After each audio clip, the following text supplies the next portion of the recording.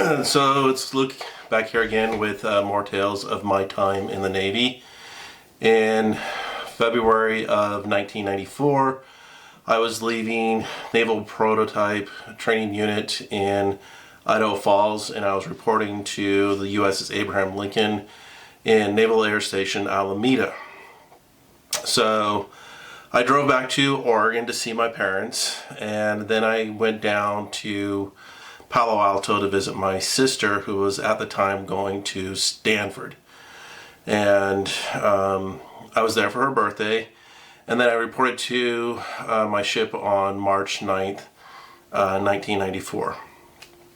So the USS Abraham Lincoln had just gotten back from a Westpac, I believe, in December 1993, and I was part of the new guys coming in. I think in the reactor department there was close to 50 new guys within about a 3 to 4 month period of when I arrived there. I was assigned to the reactor laboratories. I found out where my berthing area was. I found out about the ship's personnel, where I'd reporting, work days, all that other kind of stuff. And then in early April we started going through orientation of the ship. So we were taken around to medical, dental, the bank, processing, and then on April 5th, we were to report to, at the time they put a trailer like up on the flight deck, and they were going to give us training for the flight deck, what was going on up there, how the catapult worked, how the arresting gear worked, procedures for planes, all that other kind of stuff.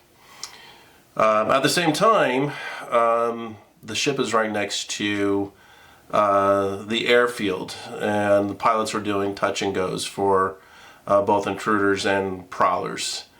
And all of a sudden there was a large bang or whatever, and all of our 20 or 30 new people there were there for orientation, turned our heads, and we saw an intruder with smoke coming out of one of its engines, and the pilot steered away from Oakland, took the plane across the Bay Bridge and out into like deeper water into the Bay Bridge, and kind of steered then the plane as it went down, and the pilot and the radio men were both lost during a training exercise there.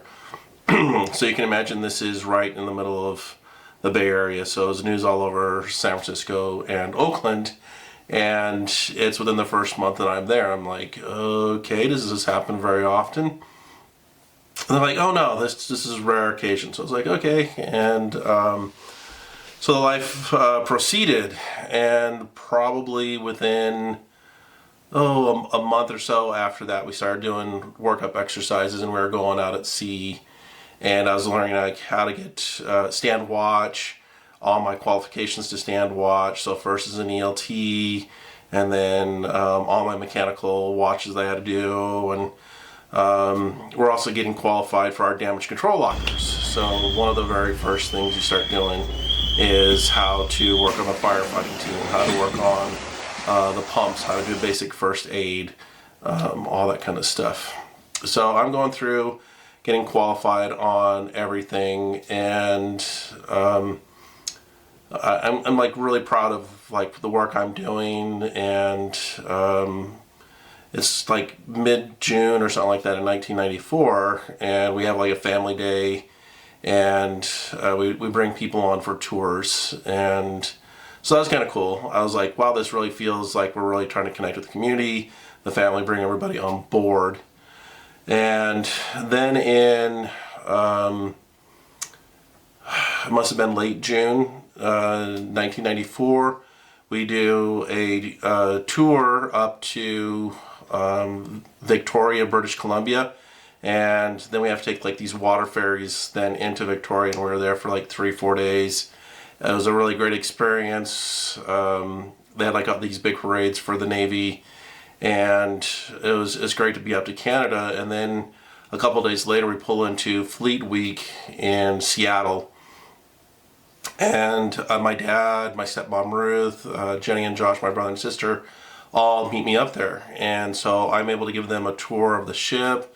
I'm able to show them all the planes on here. We still had F-14s, F-18s, Intruders, Prowlers, S-3 Vikings, all that kind of stuff. So it's great to just give them a tour of the ship. I got us tickets to then go to a Mariners game, and I got us seating in one area to be able to watch Fleet Week and the Blue Angels air show. So that was a lot of fun to be able to do that. But on our way back to the aircraft carrier, the Lincoln, there was a Soviet submarine there. And this is right when the Soviet Union collapsed in '94. And they were giving tours on the aircraft carrier, just trying to make money so they can repair their submarine and then be able to make it back to the Soviet Union. Like, they needed food and everything else. I mean, they were selling the uniforms, everything, just to be able to like raise money. They didn't have any communications back to Russia, nothing. So it's really interesting to see like your biggest adversary, and now here's a nuclear submarine in Seattle, downtown Seattle, and they're trying to raise money so they can go back home. So that goes on. And then in September of '94, there's Fleet Week in San Francisco. And we give all these tours to the general public. The Blue Angels take off from Naval Air Station. They do this show over the bay. It's like really cool and everything. And then right after Fleet Week, we actually do a family trip where we basically just go just outside of the Golden Gate Bridge and turn around and come back on the next low tide. The amazing part is we have to cross underneath the Bay Bridge and underneath the Golden Gate Bridge at low tide, and we only get underneath both those bridges by 40 to 50 feet at the lowest tide. And we have a 2-hour window to clear under both bridges for low tide, or else you're going to have to wait another 12 to 14 hours for the next low tide to be able to go through this. And I remember during this one family cruise, like, everyone was told, hey, you have to be checked in at like 7 a.m. We're pulling away from the pier at 8, and we'll be back at like 5 or 6 p.m. that day. And I remember we were pushing away from the pier, and there's like family members like running to the pier, and like the lines are already off, the gangplanks are all pulled off, and here's these family members, just like the Love Boat or whatever, like, wait up, let me on, and of course that didn't happen. So we would just get out beyond the Golden Gate Bridge, and we would do some flight operations, tours or whatever with family members. They had special meals on board, everything else like that. And then after about 10, 12 hours, whatever, we would turn back around and come back into port. Naval Air Station Alameda was amazing at that time. There was 2 aircraft carriers there at the time, the Abraham Lincoln and the Carl Vinson, and there was also the nuclear destroyer, the Arkansas, and there was like a couple other support ships there. But during World War II, it was the largest naval air station on the West Coast. And due to Clinton and budget cuts and everything, the Naval Air Station Alameda was closed after we left the Naval Air Station in '95. So it's kind of sad to see that Naval Air Station closed. So we were also the very last aircraft carrier to qualify new F-14 pilots. It came out in '94 that the F-14s would be decommissioned and the F-18s would then be like the sole fighter plane after 1995. So we were actually the last aircraft carrier to qualify F-14 pilots. Lieutenant Holgreen, I believe was her name, she was the first female F-14 pilot qualified. I think she was qualified in like July or August of 1994. In October of 1994, there was a failure in one of the engines on her F-14, and there wasn't enough power by the catapult, and her plane was not launched, and it went into the ocean, and her reel were never.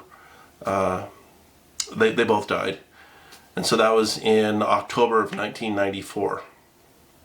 So we continue on with workups because the Abraham Lincoln is supposed to depart for the Westpac late March, early April of 1995. One of the most frequent places that we went to during all this training was in San Diego, and the Abraham Lincoln just had to become famous.